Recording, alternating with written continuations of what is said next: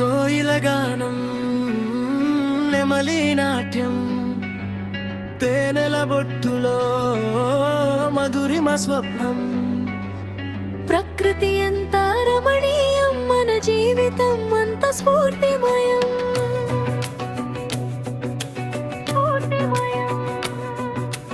గాలి చెబుతుంది సాగిపోమని, పొద్దున సూర్యుడు వెలుగు పంచమని. పూల పూదోట చిరునవ్వు నేర్పుతుంది, వాన చినుకులు కొత్త ఆశలు తెస్తా.